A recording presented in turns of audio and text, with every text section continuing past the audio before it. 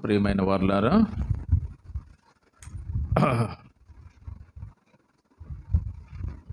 మధ్యాహ్నం మీకు మళ్ళీ మీటింగ్ పెడితే ఈటింగ్ తర్వాత మీరు కనపడరనే ప్రగాఢమైన విశ్వాసంతో ఈటింగ్ కంటే ముందే మీటింగ్ కంప్లీట్ చేయాలని దైవ సేవకులు ఆశించారు. వారు ఆశించిన మేరకు నేను రెండవసారి మాట్లాడుతూ ఉన్నా ఏమా. కాబట్టి ఈటింగ్ కొడితే మళ్ళీ మీటింగ్లో ఉండలేరు. కమ్మని భోజనం తిని నమ్మకంగా వెళ్ళిపోతూ ఉన్నారు చాలామంది. మీ నమ్మకత్వాన్ని గుర్తెరిగిన దైవజనుడు కొన్ని జాగ్రత్తలు ప్రత్యేకంగా తీసుకోవాల్సి వచ్చింది. కాబట్టి దాంతో మీరు సహకరించాలి, సనగకూడదు. సహకరిస్తారా, సనుగుతారా? సహకరించండి, అప్పుడే మీరు సావుకారులు అవుతారు, అంటే ఆత్మీయంగా. మంచిది. ఉదయకాలం మనం ఏ వాక్యాన్ని చదువుకున్నాం? పొరపాటున జ్ఞాపకం ఉంటే చెప్పచ్చు. 52వ కీర్తన. Very good. మీరు పొరపాటున జ్ఞాపకం పెట్టుకున్నందుకై చాలా ప్రత్యేకమైన అభినందనలు మీకు తెలియజేస్తున్నాను. మళ్ళీ నేను ఎప్పుడైనా పొరపాటున ఇక్కడికి వచ్చినప్పుడు అడుగుతా, అప్పుడు కూడా మీరు పొరపాటున కూడా జ్ఞాపకం పెట్టుకొని చెప్పాలి. ఇప్పుడు పొరపాటు చేసినట్టే అప్పుడు కూడా పొరపాటు చేయాలి. ఓకేనా? Very good. ఇప్పుడు కూడా అదే వాక్యాన్ని మనం చదువుదాం. 52వ కీర్తన 8వ వచనానే మళ్ళీ మనం ఆ వాక్య భాగాన్ని చదువుదాం. నేనైతే దేవుని మందిరములో పచ్చని ఒలీవ చెట్టు వలె నున్నాను, నిత్యము దేవుని కృపయందు నమ్మిక ఉంచుచున్నాను. ప్రభు ఈ లేఖన భాగాన్ని దీవించి మరొక సందేశాన్ని మనకు అనుగ్రహించునుగాక. ఆమేన్. ప్రభునందు ప్రియమైన సహోదరి సహోదరులారా, మనము మొదటి సందేశంలో ఈ వాక్య భాగాన్ని మనం చదువుకున్నాం. మరి కీర్తనాకారుడు నేనైతే దేవుని మందిరంలో పచ్చని ఒలివ చెట్టు వలె ఉన్నాను అని తనని గురించి తాను సాక్ష్యం ఇస్తున్నాడు. మన గురించి మనం ఎప్పుడైనా సాక్ష్యం చెప్పాలి. ఎప్పుడైనా సాక్ష్యం చెప్పాలి. సాక్ష్యం చెప్పేటప్పుడు నేను ఎలాగుండాలని చెప్పాలి? నేను ముళ్ళ చెట్టు వలె ఉన్నానని చెప్తామా? ఒలివ చెట్టు వలె ఉండమని చెప్తామా? నేను ఒలివ చెట్టు వలె నున్నానని మనం కూడా సాక్ష్యం చెప్పాలి. ఎప్పుడు ఒలివ చెట్టు వలె ఉన్నప్పుడే చెప్తాం. ఉండకపోతే మనం ఏం చెప్పలేం.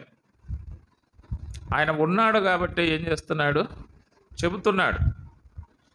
కాబట్టి మనం కూడా జీవం కలిగిన దేవుని సంఘములో నమ్మి బాప్తీసం పొంది సంఘములో చేర్చబడి ఉన్నాం. కాబట్టి ఆయన సంఘములో ఉన్న మనము పచ్చని ఒలీవ చెట్టు వలె ఉండాలి, కానీ ముళ్ళ చెట్టు వలె ఉండకూడదు. దైవ చిత్తానికి వ్యతిరేకమైన అవకాశాలు వద్దంటే మనం ఒలీవ చెట్టు వలె ఉంటాం. దైవ చిత్తానికి వ్యతిరేకమైన అవకాశాలు కావాలంటే మనం ముళ్ళ చెట్టు వలె ఉంటాం. కాబట్టి ఒలీవ చెట్టు వలె ఉండాలనుకుంటున్నారో ముళ్ళ చెట్టు వలె ఉండాలనుకుంటున్నారో తీర్మానం మీదే. పిలాతు కూడా అడిగాడు కదా ఆనాడు యూదులను, మీకు యేసు కావాలన్నా మీకు బరబ్బ కావాలన్నా అన్నాడు. ప్రజలు ఏం కోరుకున్నారు? అంతే, దాని ఫలితం వారు అనుభవించారు. బరబ్బ కావాలని కోరుకున్నారు, దాని ఫలితం అనుభవించారు. యెరూషలేము కూల్చబడింది. యూదులందరూ ప్రపంచ దేశాలకు చెదిరిపోయినారు. కాబట్టి తప్పుడు నిర్ణయం తీసుకున్నారు. నేటికి కూడా దాన్ని కోలుకోలేకున్నారు వాళ్ళు. తెలుసా? దాన్ని కోలుకోలేకున్నారు, తప్పుడు నిర్ణయం.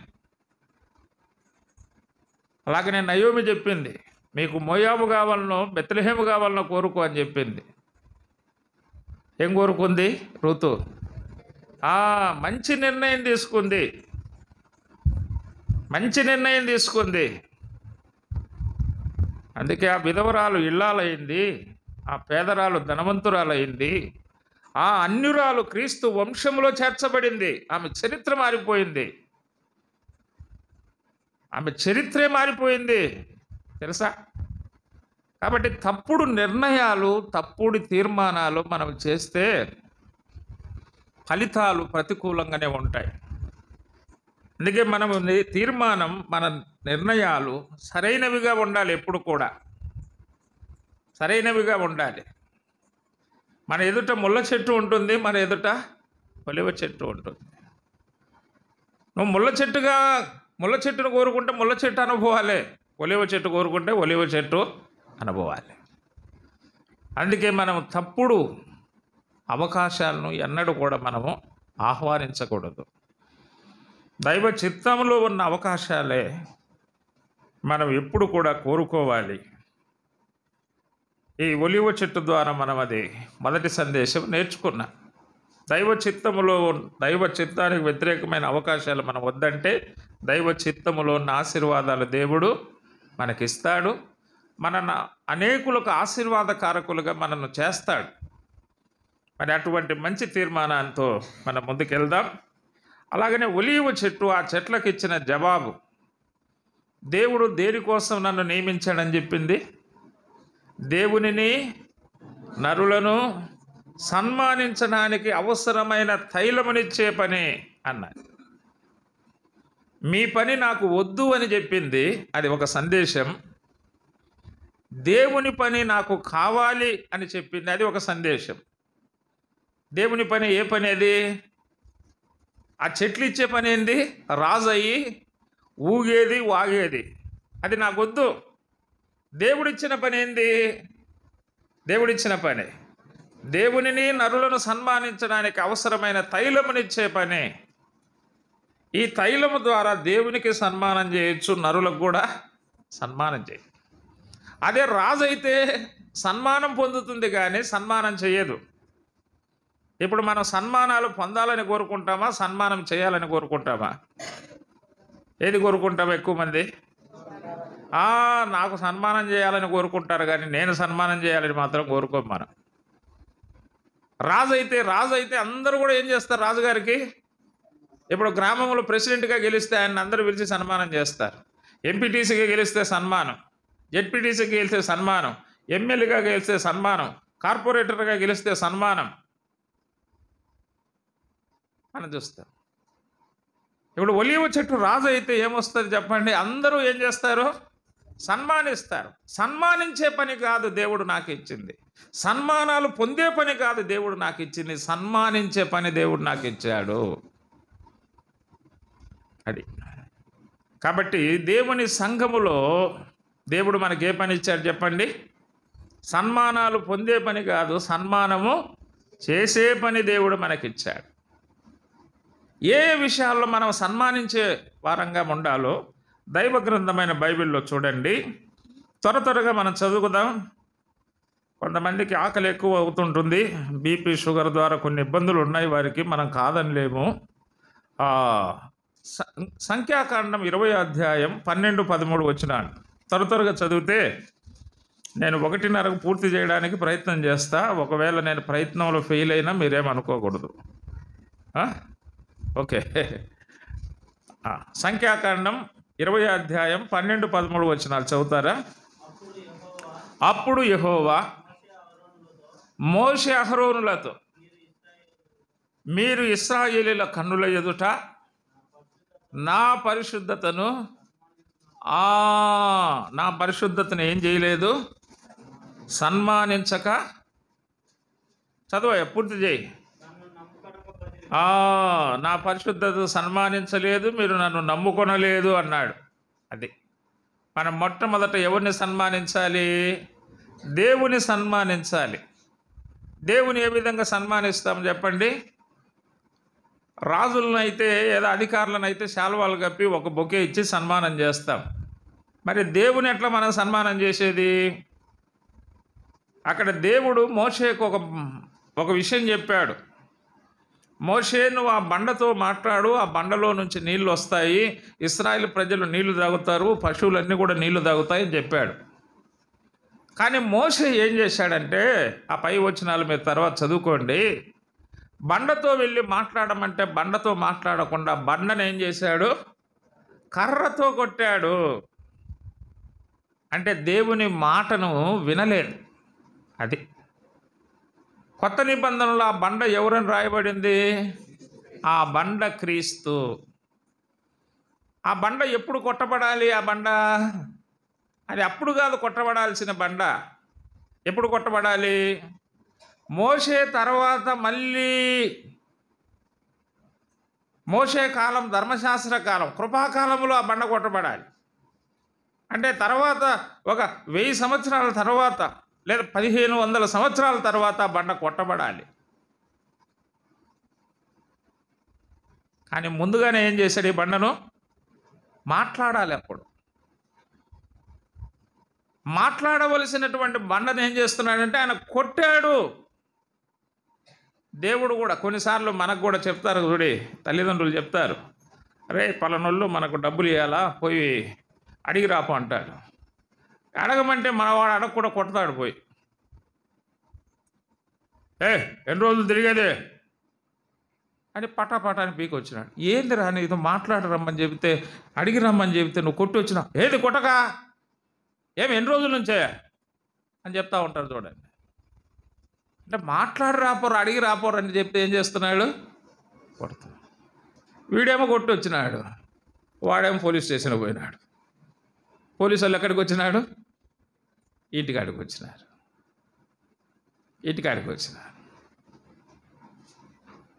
నాయన మాట వింటే ఎట్లుంటుంది పరిస్థితి? ఎట్లుంటుంది? మళ్ళీ పోలీసు వాళ్ళు మళ్ళీ పోలీస్ స్టేషన్ కాడికి అబ్బా కొడుకు ఎదురు పోవాలా, మళ్ళీ ఆడికి పోయి పొరపాటని చెప్పుకోవాలా. ఇక ఇచ్చే బాకీ కూడా వాడు ఎవరు కొట్టేశాను, ఇంకా వానికి హ్యాపీ అయిపోయింది అన్నమాట. చూసిరారా ఎంత నష్టాలు జరుగుతాయి. అలాగనే మోషేను కూడా దేవుడు మాట్లాడమని చెబితే మాట్లాడకుండా ఏం చేశాడు? కొట్టాడు. అంటే దేవుని మాటను మీరాడు. అందుకే మీరు ఇశ్రాయేలీయుల కన్నుల ఎదుట నా పరిశుద్ధతను మీరేం చేయలేదు? సన్మానించలేదు. మాట్లాడమంటే మీరు మాట్లాడకుండా కొట్టారు. కాబట్టి మీరు నా మాటను ఏం చేయలేదు? మీరు గౌరవించలేదు. గనుక మీరు వాగ్దాన దేశంలోకి వెళ్ళడానికి వీల్లేదు.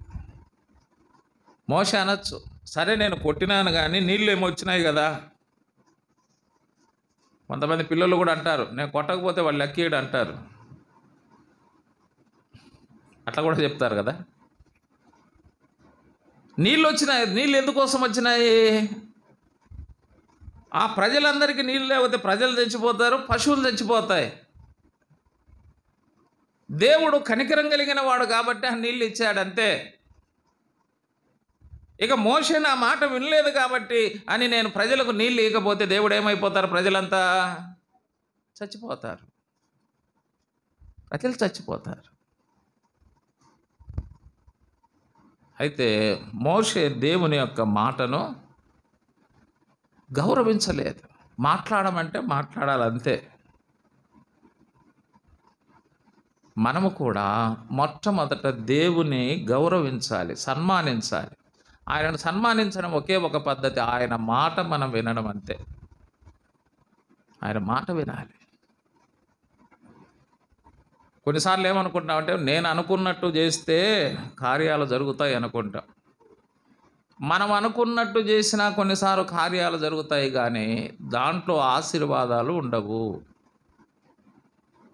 మోషే అనుకున్నట్టుగా చేశాడు, నీళ్ళు వచ్చినాయి.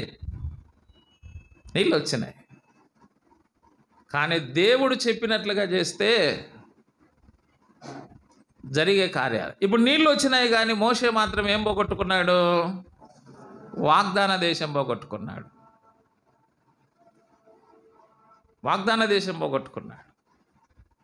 అంటే మనం పొందవలసినవి కొన్ని పోగొట్టుకోవాల్సింది వస్తుంది. ఒకసారి యేసు ప్రభు వారు రూపాంతర కొండ మీద రూపాంతరం చెందాడు. మోషే ఏలియా వచ్చి మాట్లాడుతూ ఉన్నారు.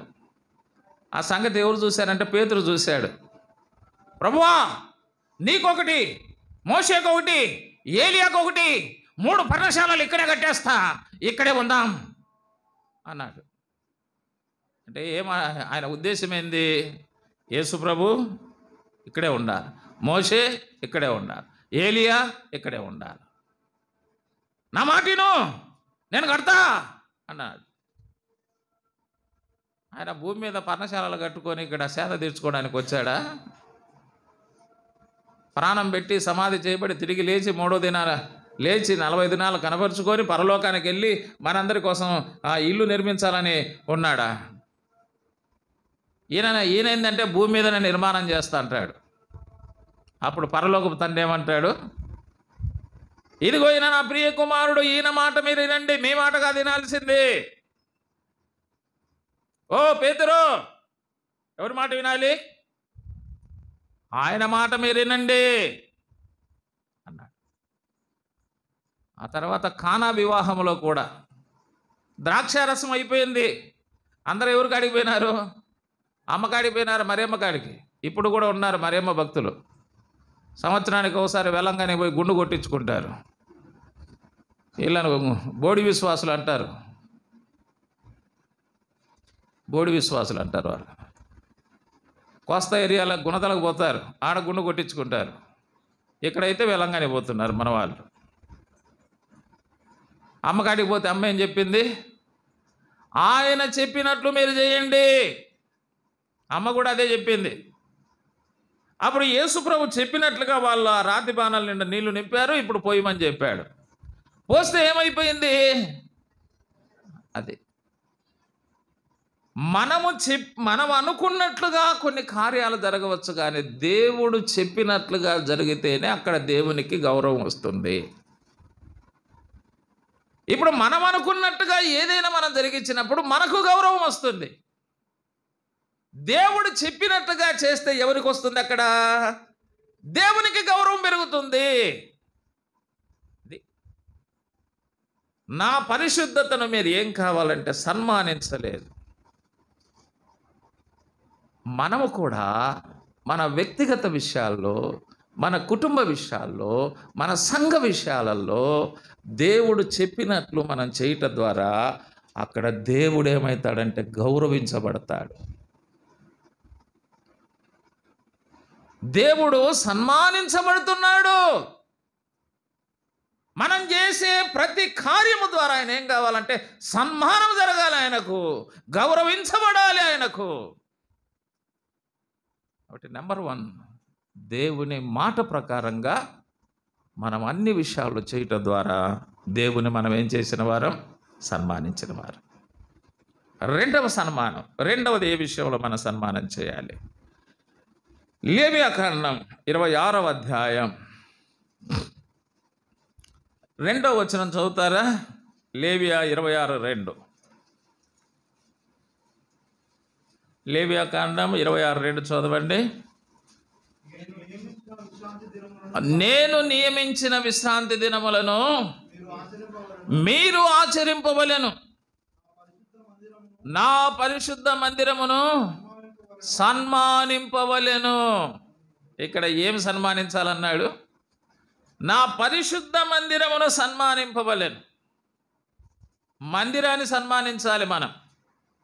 అందుకే కాబోలు కొంతమంది సంవత్సరానికి ఒకసారి సన్మానం చేసింటారు. అంటే క్రిస్మస్, జనవరి టైంలో సన్మానాలు జరుగుతూ ఉంటాయి. అప్పుడల్లా సంవత్సరం అంతా ఒక బూజు కూడా దొలపరు కొంతమంది. ఆ సంవత్సరం డిసెంబర్ నెల వచ్చేలాక బూజు దులుపుతారు, సున్నాలు కొడతారు, రంగు కాగితాలు కనిపించారు, సీరియల్లో ఇట్లా వేస్తారు. చేస్తారు చూసా. సంవత్సరానికి ఒకసారి ఏం చేస్తూ ఉంటారు? ఈ సన్మానాలు జరుగుతూ ఉంటాయి. మనం చూస్తే సన్మానం అంటే అది కాదు. ఇక్కడ ఏం చెప్పాడు? సన్మానం అంటే నా విశ్రాంతి దినములను మీరు ఆచరింపవలెను అన్నాడు. పాత నిబంధనలో ఇశ్రాయేలీలకు విశ్రాంతి దినాలు ఉన్నాయి. వారు సమాజ మందిరాల్లో వారు ఆచరించాలి. కొత్త నిబంధన కాలములో జీవం కలిగిన దేవుని మందిరములో, దేవుని సంఘములో మనకున్నటువంటిది ఏంటి? అపోస్తుల బోధ, సహవాసము, రొట్టె విరుచుట, ప్రార్థన చేయుట. వీటిలో మనం ఎలాగుండాలని చెప్పాడు? ఎడతెగక అన్నాడు. అప్పుడప్పుడు కాదు, బుద్ధి పుట్టినప్పుడు కాదు, బుద్ధి పుట్టకపోతే మేము రాము అనేది కాదు. ఇవి ఎడతెగక ఉండాలి సంఘములో. నేను మా తోటి సేవకుడు ఒక ఆయన ఉన్నాళ్ళే, మన జిల్లా కాదు, వేరే జిల్లా. బ్రదర్, మీ సంఘములో కార్యక్రమాలు ఎట్లుంటాయి చెప్పండి అన్న. ఆ బ్రదర్ మంగళవారం బైబిల్ స్టడీ, శుక్రవారం సిస్టర్స్ మీటింగ్, శనివారం విజ్ఞాపన కూటం, ఆదివారం ఉదయం వర్షిప్, ఈవినింగ్ గాస్పల్ అన్నాడు. చాలా బాగున్నాయి బ్రదర్ అన్న. అవన్నీ ఒకప్పుడు బ్రదర్, ఇప్పుడు కాదన్నాడు. అన్న ఇప్పుడు సంగతి చెప్పన్నా అన్న. ఓన్లీ సండే వర్షిప్ క్లోజ్ అన్నాడు. ఆదివారం ఆరాధనకే తలుపులు తెరుస్తారంట, మిగతా రోజు మూయబడి ఉండును అన్నాడు. ఏం బ్రదర్ అంటే, ఎవరు రారు బ్రదర్, ఇక మూసుకోక ఏముంది. వాళ్ళ నోర్లు ఎప్పుడు తెరుచుకుంటాయంట? రొట్టె రసం కోసం వాళ్ళు నోర్లు తెరుచుకుంటాయి, మా డోర్లు కూడా అప్పుడే తెరుచుకుంటాయి అన్నాడు. వారి నోర్లు ఎప్పుడుగా తెరుచుకుంటాయంట? రొట్టె కోసం రసం కోసం వాళ్ళు నోర్లు తెరుస్తారు, నేను డోర్లు తెరుస్తానన్నాడు. ఇది సన్మానించడమేనా, అవమానించడమా? ఈనాడు దేవుని సంఘాలు చాలా చోట్ల అవమానకరంగా ఉన్నాయి. అపోస్తుల బోధ లేదు, ప్రార్థన లేదు, సహవాసం లేదు, కేవలం ఆ రొట్టె విరుచుకోవటంలో మాత్రం కనపడుతున్నారు. మనం ఏం చేస్తున్నామంటే అవమానపరుస్తున్నాం. సంఘం ఎవరు సంపాదించింది? అది దేవుడు స్వరక్తం ఇచ్చి సంపాదించిన సంఘం. అది మహిమ కలిగిన సంఘం, అది జీవం కలిగిన సంఘం. పాతాళ లోక ద్వారములు దాని ఎదుట నిలవనేరవని ప్రభు అయిన యేసు చెప్పిన సంఘం. ఆ సంఘాన్ని మనం ఏం చేయాలి? సన్మానించాలి. సన్మానించాలంటే ఆ సంఘములో జరిగే ప్రతి కూటంలో మనము చేరి రావాలి. అప్పుడే మనం సన్మానించిన వారం, లేకపోతే సంఘాన్ని అవమానించిన వారం. సంఘానికి శిరస్సు ఎవరు? క్రీస్తు. అది క్రీస్తుకి అవమానం, క్రీస్తుకి అవమానం. కొంతమంది ఇళ్ళ దగ్గరే ఉంటారు, ముత్తట్లేస్తూ ఉంటారు, టీవీల దగ్గర ఉంటారు, బజార్లో ఉంటారు, దేవుని సంఘానికి మాత్రం రారు. ఆయన సంఘాన్ని సన్మానించడం అంటే అది పద్ధతి. ఇక మూడవదిగా నిర్గమాకాండం 20వ అధ్యాయం 12వ వచనం చదువుతారా? నిర్గమాకాండం 20వ అధ్యాయం 12.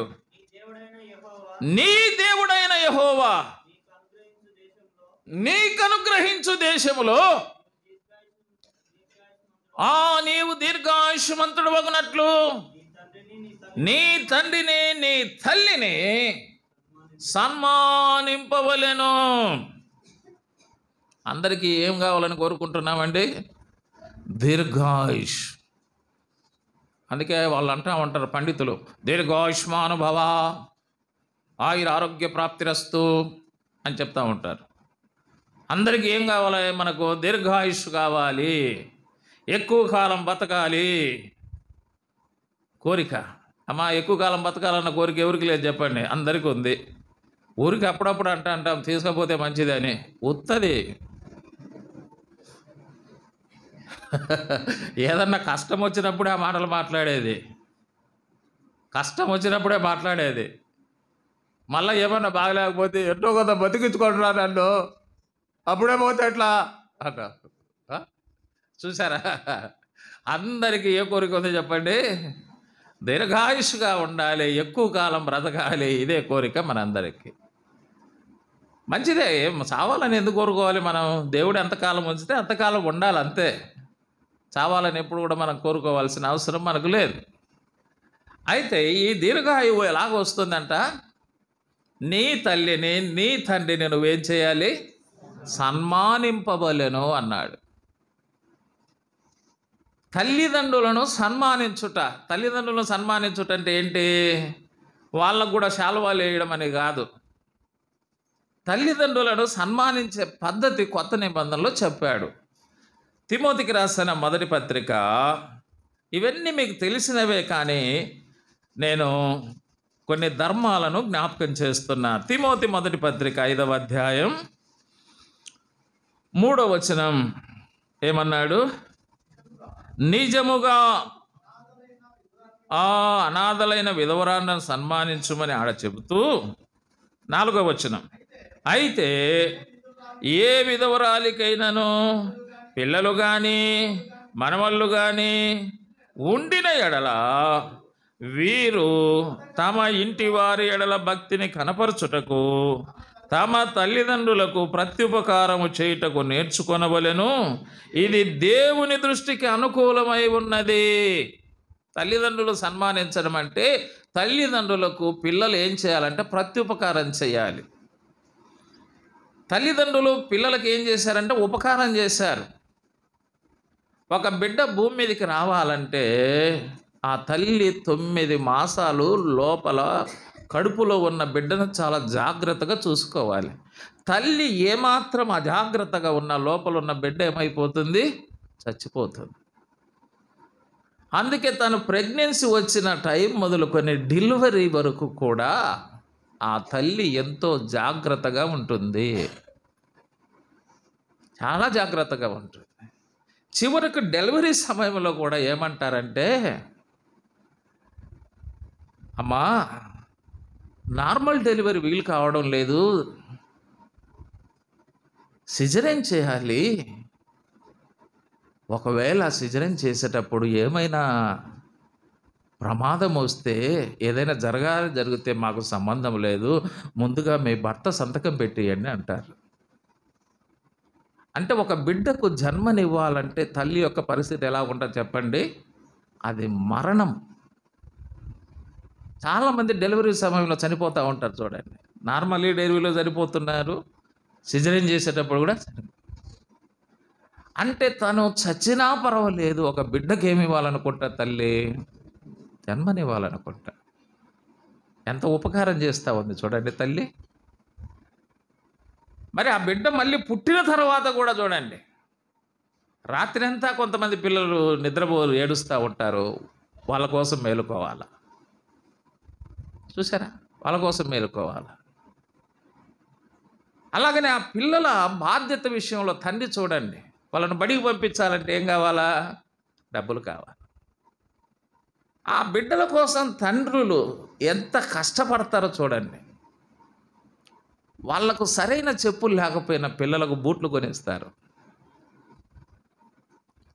వాళ్లకు సైకిల్లో పోతూ పిల్లలకు మోటార్ సైకిల్ కొనిస్తారు. చూసారా? మోటార్ సైకిల్ కొనిస్తారు. వాళ్ళకు సరైన బట్టలు ఉండవు, పిల్లలకు మంచి క్వాలిటీ బట్టలు కొనిస్తారు. చూడండి, ఆ పిల్లల విషయంలో తండ్రులు ఎంత బాధ్యత. ఆ పిల్లలు పెరిగి పెద్ద అయిన తర్వాత వాళ్ళ పెళ్ళిళ్ళు చేస్తారు. వాళ్ళ ఉద్యోగ విషయంలో వీళ్ళు ఎంతగానో ప్రోత్సాహిస్తారు. అంటే ఎన్ని రకాలుగా తల్లిదండ్రులు పిల్లలకు ఏం చేస్తున్నారు? ఆ తల్లిదండ్రులు పిల్లలకు ఉపకారం చేశారు ఎంతగా. అయితే వాళ్ళు కొంతకాలానికి ఏమవుతారంటే వృద్ధాప్యం వస్తుంది. వృద్ధాప్యం వచ్చినప్పుడు మన బాల్య దినాలలో తల్లిదండ్రులు మనకు ఎలాగ చేశారో వాళ్ళ వృద్ధాప్యంలో మనం కూడా అలాగ వాళ్ళకు చేయాలి. అదే ప్రత్యుపకారం. ఉపకారం కాదు, వాళ్ళు చేసిన దానికి ప్రతిగా మనము చేసేదాన్ని ప్రత్యుపకారం అంటారు. అది ఉపకారం కాదు, ప్రత్యుపకారం. అదే వారిని మనం సన్మానించడం అనేది. కాబట్టి ప్రతి తల్లిని, ప్రతి తండ్రిని, ప్రతి కుమారుడు, ప్రతి కుమార్తె కూడా ఏం చేయాలి? సన్మానించాలి.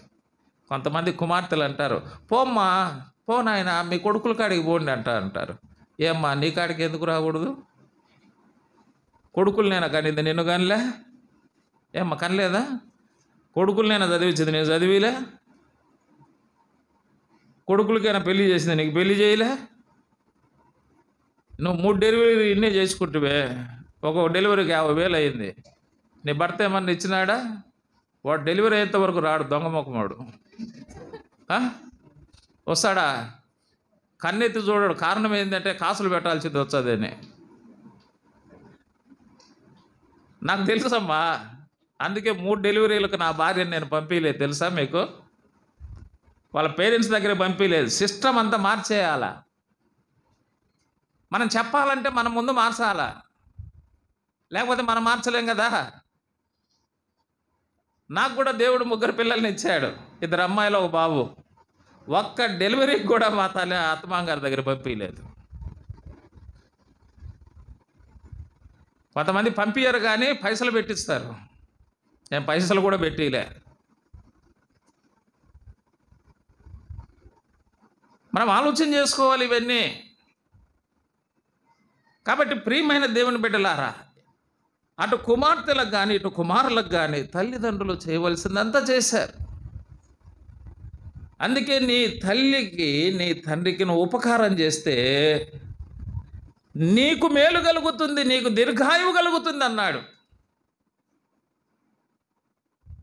కాబట్టి తల్లిదండ్రుల విషయంలో కుమారులది ఎంత బాధ్యత ఉందో కుమార్తెలది కూడా అంతే బాధ్యత ఉంది, అంతే బాధ్యత ఉంది. కాబట్టి వారు ఇద్దరు కూడా ఏం చేయాలంటే వీరికి ప్రత్యుపకారం చేయాలి, ప్రత్యుపకారం చేయాలి. నీ తల్లిని నీ తండ్రిని సన్మానించుము, నీకేమొస్తుంది? దీర్ఘాయువు. కొత్త నిబంధనలు ఇంకా నీకు మేలు కలుగుతుంది అన్నాడు. ఎఫెసీ పత్రికలో చూడండి ఆ మాట, 6వ అధ్యాయం 2వ వచనం.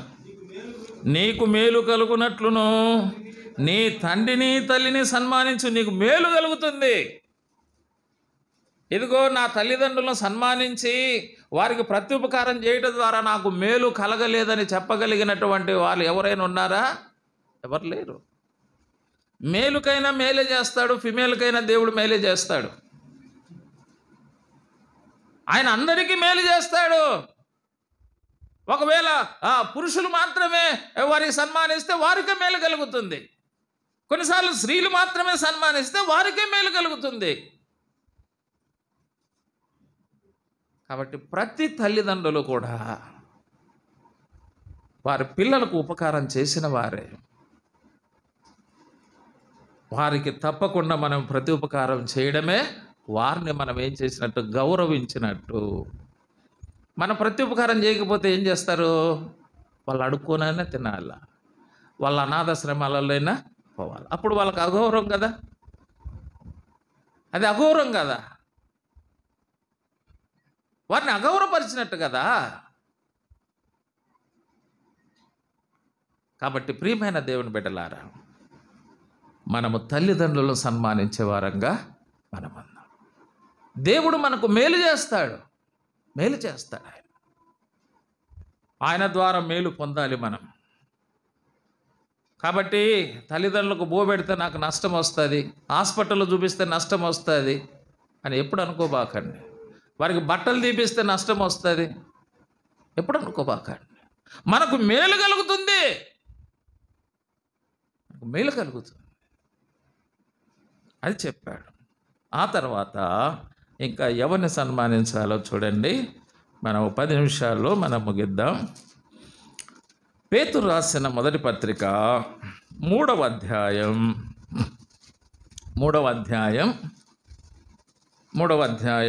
8-7 వచనం. అటువలనే పురుషులారా, జీవమను కృపావరములో మీ భార్యలు మీతో పాలివారై ఉన్నారని ఎరిగి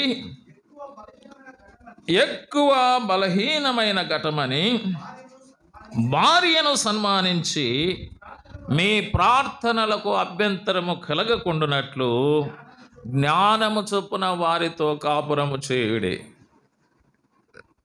అటువలనే పురుషులారా అన్నాడు. 3వ అధ్యాయం 1వ వచనంలో అటువలనే స్త్రీలారా అన్నాడు. ఇప్పుడు 7వ అధ్యాయంలో ఏమంటున్నాడు? 7వ వచనంలో అటువలనే పురుషులారా అని చెప్తూ ఏమంటున్నాడు? జీవమను కృపావరములో మీ భార్యలు మీతో ఏమై ఉన్నారు? మీకు పనివారు అని రాయబడిందా, మీకు పాలివారు అని రాయబడిందా? చాలామంది పురుషులు ఏమనుకుంటారంటే భార్యలను వారు మాకు పనివారు అనుకుంటారు. స్త్రీలను ఏమనుకుంటారు? మాకు పనివారు. అక్కడక్కడ పెట్టింటారు కదా, పనివారు కావలెను అని బోర్డులు పెట్టింటారు చూడి. చాలామంది ఏం కావాలంటే, నేను చాలామంది అప్పుడప్పుడు పిల్లల్ని అడుగుతూ ఉంటాను, నేను మ్యారేజ్ చేస్తూ ఉంటారు కదా, బాబు ఎందుకు పెళ్లి చేసుకుంటున్నావంటే కొంతమంది చెప్తా ఉంటారు, అంకుల్ మా అమ్మ అన్నం చేయలేకుండా ఉంది అంకుల్, అందుకోసమే పెళ్లి చేసుకుంటున్నాను అంకుల్. బట్టలు కూడా ఉతకలేకుండా ఉంది అంకుల్, అందుకోసమే పెళ్లి చేసుకుంటున్నాను అంకుల్. ఇల్లు కూడా శుభ్రం చేయలేకుండా ఉంది అంకుల్, అందుకోసమే పెళ్లి చేసుకుంటున్నాను అంకుల్. ఎందుకోసమంట? అందుకోసమే. అన్నం చేసే పని కోసం, బట్టలు ఉత్తే పని కోసం, ఇల్లు శుభ్రం చేసే పని కోసం, ఇంకా అదనంగా పిల్లలను కనే పని కోసం, అదనంగా ఇంకా నా పిల్లలను పెంచే పని కోసం, అదనంగా అప్పుడప్పుడు నాకు తిక్కబుడితే తిట్టే పని కోసం, కొట్టే పని కోసం. అంటే అన్ని పనులన్నీ ఎవరు చేయాలా? మొత్తం పనులన్నీ వీళ్ళే చేయాలన్నమాట. అందుకే వీళ్ళు ఏమనుకుంటారంటే చాలామంది, వారు భార్యలంటే మాకు పనివారు. పనివారిని ఎవరైనా సన్మానిస్తామా? పనివారిని ఎవరు సన్మానించరు. భార్యలు పనివారు కాదు, భార్యలు పాలివారు. పాలివారు అంటే పార్ట్నర్స్. అది గుర్తుపెట్టుకోండి. పనివారంటే మనము కూలిచ్చేవాడు పనివాడు. పార్ట్నర్స్ అంటే పెట్టుబడి పెట్టినవాడు పార్ట్నర్. ఒక కుటుంబము కట్టబడాలంటే భర్త పాత్ర ఎంత ఉందో భార్య పాత్ర సమానంగానే ఉంటుంది. గుర్తుపెట్టుకోవాలి.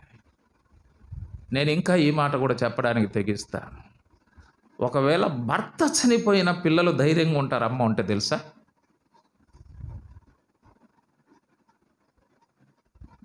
తల్లి చనిపోతే తల్లిని చూసి పిల్లలు ధైర్యంగా ఉండలేరు.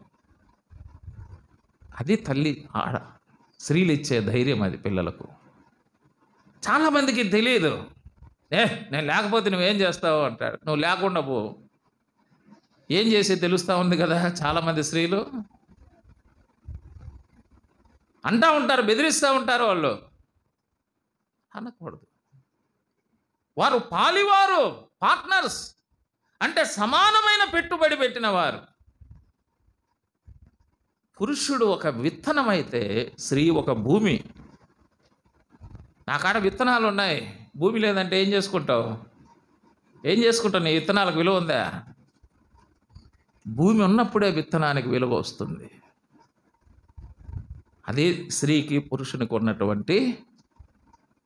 కాబట్టి విత్తనాలకు ఎంత విలువ ఉందో భూమికి అంతే విలువ, ఇంకా భూమికి ఎక్కువ విలువ ఉంది. మనకు గుర్తారు. అందుకే మనం ఎప్పుడు కూడా వారు పాలివారుగా, పార్ట్నర్స్. అందుకే మేము పెళ్లి చేసేటప్పుడు కూడా ప్రమాణాలు చేపిస్తాం. ఏం చేపిస్తామంటే, నా పెళ్లి భార్యగా నా అని చెప్పి ప్రమాణం చేపిస్తాం. నా జీవిత భాగస్వామిగా అని చెప్పి ప్రమాణం చేపిస్తాం. భాగస్వామి అంటే అర్థమైంది, పార్ట్నర్. అది ప్రతి తల్లిదండ్రులకు అర్థం కావాలి, పిల్లలకు కూడా అర్థం కావాలి వాళ్ళ పార్ట్నర్స్ అనేది. ఇద్దరు సమానమైన పెట్టుబడి పెట్టినప్పుడు ఇద్దరు రెస్పెక్ట్ చేస్తారు. అతను కుర్చీలో కూర్చుంటాడు, ఇద్దరు కుర్చీలో కూర్చుంటారు. పనివాడు కుర్చీలో కూర్చోలేడు చూడి. పనివాడు కుర్చీలో కూర్చుంటాడా? నిలబడుకొనే ఉండాలి. కొంతమంది ఏంటంటే ఈ టైప్ మెంటాలిటీ కూడా, నేను కూర్చొని ఉంటే నువ్వు నిలబడాలా, ఇది కూడా ఉంది కొంతమందికి. అంటే పని వాళ్ళ మాదిరి కాదు. అందుకే మీ భార్యలు ఎవరు? వారు బలహీనమైన ఘటం. వారిని మీరేం చేయాలి? సన్మానించాలి. కాబట్టి ఒక పార్ట్నర్ను మరొక పార్ట్నర్ ఏం చేయాలంటే సన్మానించాలి, గౌరవించాలి. అప్పుడే వ్యాపారాలు బాగుంటాయి, అప్పుడే సంసారాలు బాగుంటాయి. భార్యను అగౌరవపరిచే ఏ సంసారమైనా బాగుంది అని చెప్పండి? చెప్పండి. అతను భార్యను అగౌరవపరుస్తూ ఉంటాడండి, ఆ సంసారం బాగుంది అని చెప్పండి. ఏ సంసారాలు బాగలేవు అటువంటి సంసారాలు. లేదా ఆ భర్తను అగౌరవపరుస్తూ ఉంటుందండి ఆమె, అంటే ఆ సంసారాలు బాగున్నాయేమో చెప్పండి. భార్య భర్తలు ఒకరిని ఒకరు గౌరవించుకోవాలి, అదే సంసారం అవుతుంది. ఒకరిని ఒకరు అగౌరవపరచుకోకూడదు. పెళ్లి రోజు ఎందుకు మేము పూలమాల లేపిస్తాం తెలుసా మీకు? పూలమాల దేనికి సదృశ్యంగా ఉంది? ఒకరిని ఒకరు గౌరవించుకోవడం. అది పెళ్లి కొడుకు మాత్రమే పెళ్లి కూతురుతో పూలమాల వేపిస్తే ఏమైపోతుంది? ఇద్దరికి ఎందుకు ఒకరి చేతిలో ఒకరు వేస్తానే? నేను నిన్ను గౌరవిస్తా, నీవు నన్ను గౌరవించు. అది ఫోటోలు తీసుకొని పోజులు కొట్టుకోవడానికి కాదు, దాని అర్థం ఉంది. అది కొంతమంది ఫోటోలకు పెళ్ళి పూలదండలు లేకుంటే అట్లా ఫోటోలకు కాదయ్యా, అది ఒకరిని ఒకరు సన్మానించుకోవడానికి సాదృశ్యంగా ఉంది. కాబట్టి భార్యాభర్తలుగా ఉన్నవారు ఎవరమైనా సరే, ఏ వయసులో ఉన్నా సరే, మనం ఒకరిని ఒకరు ఏం చేయాలంటే గౌరవించాలి, రెస్పెక్ట్ చేసుకోవాలి. అప్పుడే మీకు ఆరాధనకు ఆటంకాలు ఉండవు, ప్రార్థనకు ఆటంకాలు ఉండవు, పరిచర్యకు ఆటంకాలు ఉండవు. ఒకరిని ఒకరు మీరు అవమానపరుచుకుంటే అన్నీ కూడా ఏమవుతుంది? ఆటంకమే. ఆటంకాలు లేని సంసారాలు, అభ్యంతరము లేని సంసారాలుగా, ఆశీర్వాదకరమైన సంసారాలుగా ఉండాలంటే ఒకరిని ఒకరు తప్పకుండా గౌరవించుకోవాలి, సన్మానించాలి. చివరి ఒక మాట నేను జ్ఞాపకం చేస్తున్నా. ఒకటి నేను పెంచేస్తున్నా ఉన్నా, మాకు ఆకలి కూడా పెరుగుతుంది అంటున్నారా? సర్లే, పెరిగి కొద్దీ మీకే మేలు, ఎక్కువ తినచ్చు. మొదటి తిమోతి పత్రిక 5వ అధ్యాయం 17-18 వచనాలు.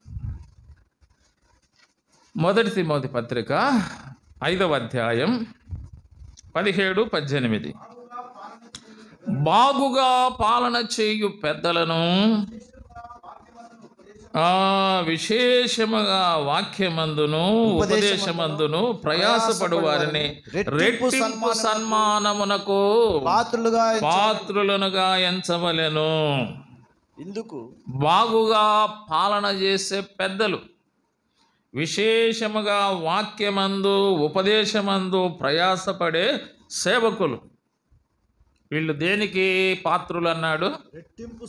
రెట్టింపు సన్మానం అన్నాడు. రెట్టింపు. అది పాత నిబంధన గ్రంథములో జ్యేష్ఠ కుమారునికి ఏమిస్తారంట? రెట్టింపు ఇస్తారంట. అంటే దైవ సేవకులు, పెద్దలు అనేవారు, వారు రెట్టింపు సన్మానమునకు, అంటే ఒక జ్యేష్ఠ కుమారుని లాంటి వారు సంఘానికి.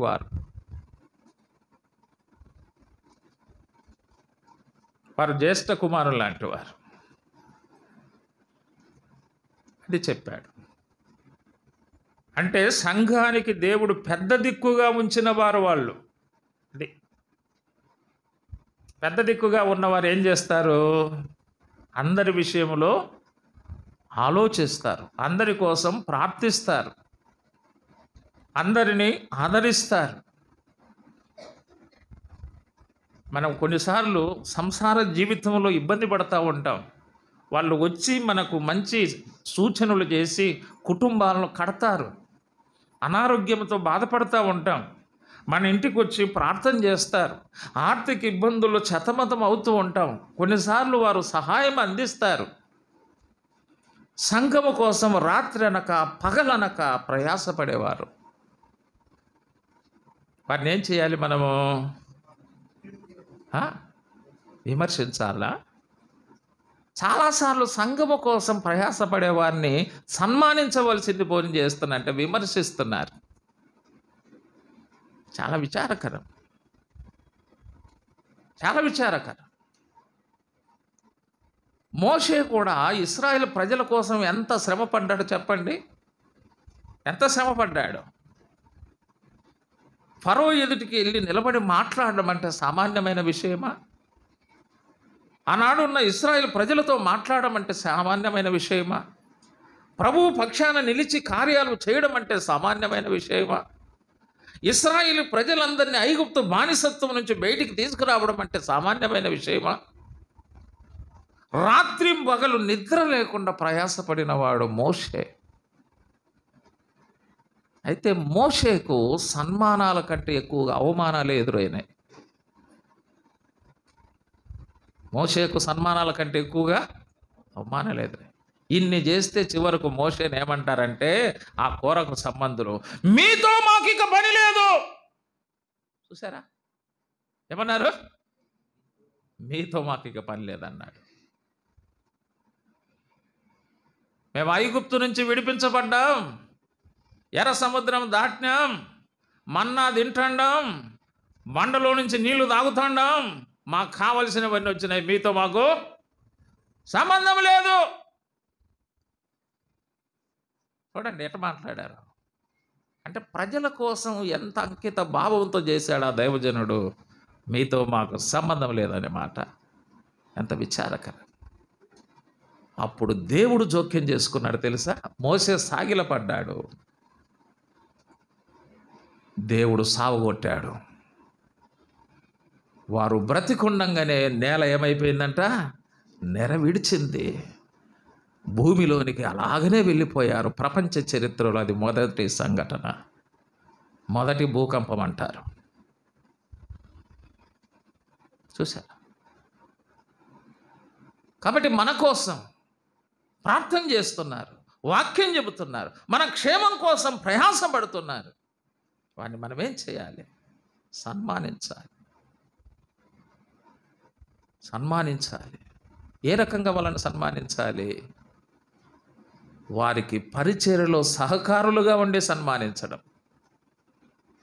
బైబిల్లో రాయబడింది, స్టెఫెన్ ఇంటి వారు పరిశుద్ధులకు పరిచర్య చేయడానికి తమ్మును తాము అప్పగించుకున్నారంట. చూడండి ఆ మాటలు. కొన్ని చెప్పకపోతే కడుపులో పెట్టుకుంటే మంచిది కాదు. కక్కాల. కొరింథీయులకు రాసిన మొదటి పత్రిక 16వ అధ్యాయం. అటువంటి వారి పట్ల మనం ఏం చేయాలి? 16వ అధ్యాయం 15వ వచనం చదవండి. 15, 16. స్టెఫెన్ ఇంటి వారు అకయ యొక్క ప్రథమ ఫలమై ఉన్నారనియు, వారు పరిశుద్ధులకు పరిచర్య చేయుటకు తమ్మును తాము అప్పగించుకొని ఉన్నారనియు. మీకు తెలియంది ఏముంది? మీకు తెలియని సంగతులు కాదు, మీకు తెలుసు. కానీ మీకు తెలియంది ఏందో ఇది నేను చెప్తా విను అన్నాడు పౌలు. మళ్ళీ 16వ వచనంలో వాళ్ళకు తెలియదు. అది మాత్రం తెలుసు, కానీ ఇది తెలియదు. అందుకే 16వ వచనం చెబుతున్నాడు. కాబట్టి సహోదరులారా, అట్టి వారికి, అది వారికి సన్మానం అంటే అట్టి వారికి పనిలో మీరు ఏం చేయాలి? సహాయం. కొంతమంది సహాయ నిరాకరణ చేస్తారు. బ్రిటిష్ వాళ్ళమా గాంధీజీ నాయకత్వంలో సహాయ నిరాకరణ చేసినట్టు చేయడానికి? కొన్నిసార్లు సేవకులు పెద్దలంటే వాళ్ళు బ్రిటిష్ వాళ్ళ మాదిరి చూస్తున్నారు. గాంధీజీ నాయకత్వంలో ఏం చేశారంట? సహాయ నిరాకరణ ఉద్యమం అని పెట్టినారు. ఎంత విచారకరమైన. వారికి పనిలో మీరేం చేయాలి? సహాయము చేయొచ్చు. ప్రయాసపడుచు ఉండు వారందరికీ మీరేమై ఉండాలా? ఒబీడియంట్గా ఉండాలి, కానీ డిసొబీడియంట్గా ఉండకూడదు. నేను మిమ్మల్ని బ్రతిమాలుతున్నాను. అది వారిని సన్మానించడం అంటే.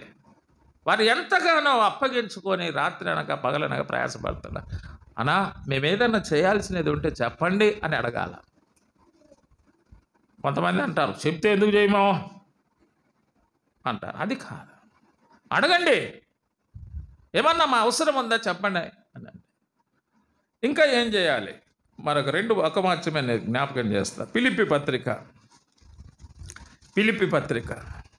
4వ అధ్యాయం 16వ వచనం. ఏలయనగా తెస్సలోనికలో కూడా మీరు మాటి మాటికి నా అవసరము తీర్చుటకు సహాయము చేసేది. ఇది ఫిలిప్పీ సంఘం యొక్క మంచి లక్షణం. వారికి పనిలో సహకారులుగా ఉండాలి. వారికి ఆర్థిక విషయాలలో సహాయం చేసేవారుగా ఉండాలి. అందుకే ఎద్దు మూతికి చిక్కం పెట్టకూడదు అన్నాడు. దాని మూతిని గమనించాలి.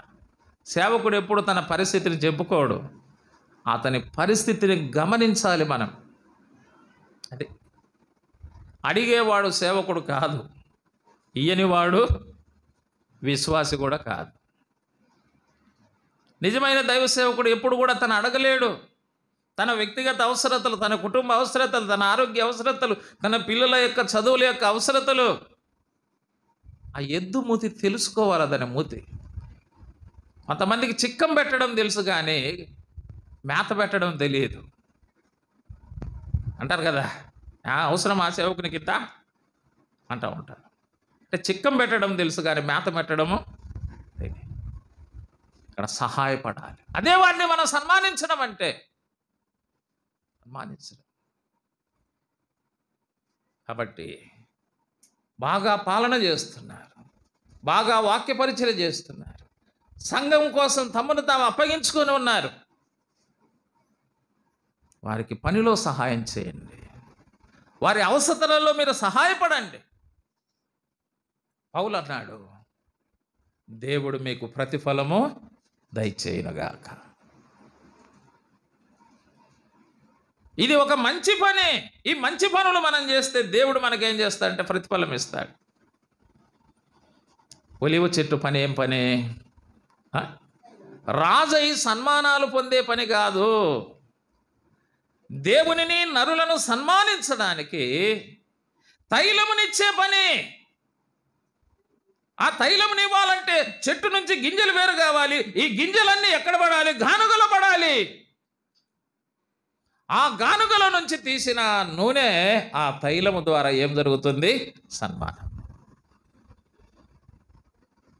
కాబట్టి మనం దేవుని సన్మానించే వారంగా ఉందాం, దేవుని సంఘాన్ని సన్మానించే వారంగా ఉందాం, దేవుడిచ్చిన తల్లిదండ్రులను సన్మానించే వారంగా ఉందాం, దేవుడిచ్చిన భార్యలను, దేవుడిచ్చిన భర్తలను మనం సన్మానించే వారంగా ఉందాం, దేవుడిచ్చిన దైవ సేవకులను, పెద్దలను మనం సన్మానించే వారంగా మనం ఉందాం. దేవుడు మనకే పని ఇచ్చాడు? సన్మానించే పని. సన్మానించే పని. సన్మానాలు కోరుకునే పని మనకి ఇవ్వలేదు, సన్మానం చేసే పని ఇచ్చాడు. సన్మానించే పని మనది. అది ఒలీవ చెట్టు. సన్మానాలు వద్దు, సన్మానము చేస్తాను నేనే అంటుంది. కాబట్టి ఒలీవ చెట్టు యొక్క 2 అనుభవాలు మనం చూసాము. దైవ చిత్తానికి వ్యతిరేకమైన అవకాశాలు వద్దనేది ఒలీవ చెట్టు. దైవ చిత్తములో దేవుడు తనకిచ్చిన పనిని చేసేదే ఒలీవ చెట్టు. జలప్రలయం రోజు అన్ని చెట్లు ఏమైపోయినాయంటే కుళ్ళిపోయినాయి. కానీ ఒలీవ చెట్టు మాత్రం ఎలాగుంది? ఆ పావురాన్ని పంపిస్తే ఏ చెట్టును తీసుకొచ్చింది? ఏ చెట్టు ఆకును? ఒలీవ చెట్టు ఆకు. ఒలీవ చెట్టు ఆకుకేమి లేదంటే మరణము లేదు. అది సజీవంగా ఉండేది. మన ప్రభువు కూడా ఎవరంటే సజీవుడు. ఇదిగో నేను మృతుడనైతిని, యుగయుగములు సజీవుడనై ఉన్నా అన్నాడు. ఆయన సజీవుడు, యేసుక్రీస్తు వారు. యేసుక్రీస్తునందు విశ్వసించిన మనము కూడా యేసుక్రీస్తు 2వ రాకడలో మనము కూడా సజీవులుగా లేపబడతాము. ప్రభువుతో మనం సదాకాలము ఉంటాం. కాబట్టి ప్రభువుతో సదాకాలం ఉండే మనము ఈ భూమి మీద ఎటువంటి అనుభవం కలిగి ఉండాలో ఒలీవ చెట్టు లాంటి అనుభవం మనం కలిగి ఉండాలి. అప్పుడే మనము ఆశీర్వాదించబడతాము, ఇతరులకు ఆశీర్వాదకరంగా ఉంటాం. అట్టి అనుభవాలను దేవుడు మనకు అనుగ్రహించి మనల్ని ఆశీర్వాదించి అనేకులకు ఆశీర్వాదకారకులుగా దేవుడు చేయునుగాక. ఆమేన్. దయగల ప్రభువా, స్థానిక సంఘముతో ఇచ్చిన ఈ సహవాసాన్ని బట్టి స్తోత్రాలు. మీ నామములో అందించిన సందేశాలను బట్టి స్తోత్రాలు. మరి ఈ సహవాసం, ఈ సందేశాల ద్వారా నీ ప్రజలందరికీ మేలు, క్షేమం, దీవెన, దిద్దుబాటు దయచేయండి. జీవం కలిగిన దేవుని మందిరములో మేమంతా ఒలీవ చెట్టు వలె ఉండడానికి, ఆ చెట్టులోని అనుభవాలు, చెట్టులోని ఆశీర్వాదాలు మేము అనుభవిస్తూ అనేకులకు ఆశీర్వాదకరంగా చేయమని, అలసిన దేహాలకు నూతన శక్తి దయచేయమని, దైవ సేవకులను, పెద్దలను, విశ్వాసులను దీవించమని యేసు ప్రభు పేరిట వేడుచున్నాము తండ్రి. ఆమేన్. Thank you.